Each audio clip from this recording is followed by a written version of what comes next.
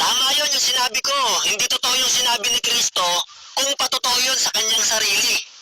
Sabi niya sa John 5 ng 31, kung nagpapatotoo ako sa aking sarili, ang patotoo ko ay hindi katotohanan.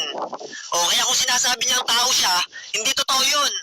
Kasi nga, sabi ni Kristo kung nagpapatotoo siya sa kanyang sarili, yung patotoo ko, hindi yung katotohanan. Ibig sabihin, wag niyong paniwalaan. Kaya hindi talaga siya tao, Diyos siya. Meron kasing iba nagpapatotoo kay Kristo, yung Ama. Yung Ama mismo nagpapatotoo kay Kristo na Diyos siya. Yan ang sabi sa Hebreo 1:8. Kaya kung si Kristo sinasabi niyang siya'y tao, hindi totoo yun.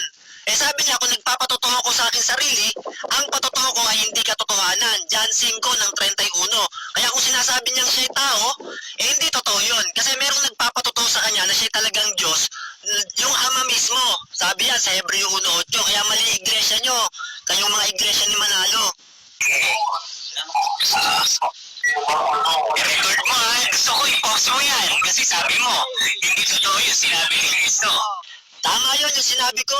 Hindi totoo yung sinabi ni Kristo kung patotoo yun sa kanyang sarili. Hindi totoo yun. Sabi yun ni Kristo Sabi niya sa John 5 ng 31, kung nagpapatotoo ako sa aking sarili, ang patotoo ko ay hindi katotohanan. Kasi sa 1:17, sa 1:17 muna tayo. Sabi doon, ito ang buhay na walang hanggan. Na ikaw ay makilala nila na iisang Diyos na tunay at ako na sinugo mo. Sa 1:17, ano ang pagpapakilala ni Kristo sa kanyang sarili? Tinugo siya ng Diyos o Diyos din siya? Okay, sagot ko doon, Diyos rin siya. Kaya nga sabi niya, iisa.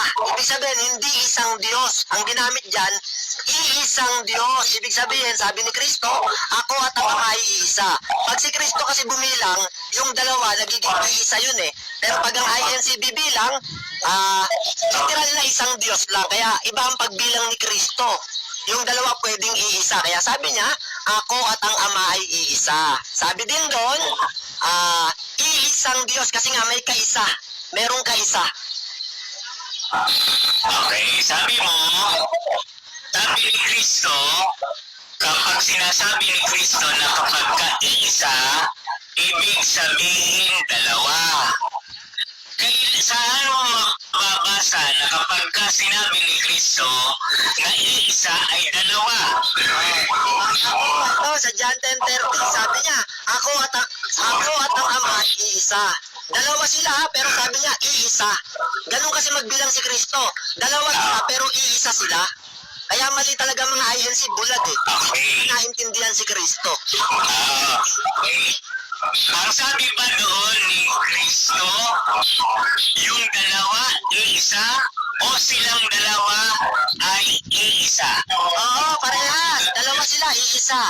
Kaya nga si Kristo yung pagkiyama ang tinutukoy. Kaya nga sabi niya, ako at ang Ama ay iisa. Dalawa sila, pero iisa. Kaya sa May tanong,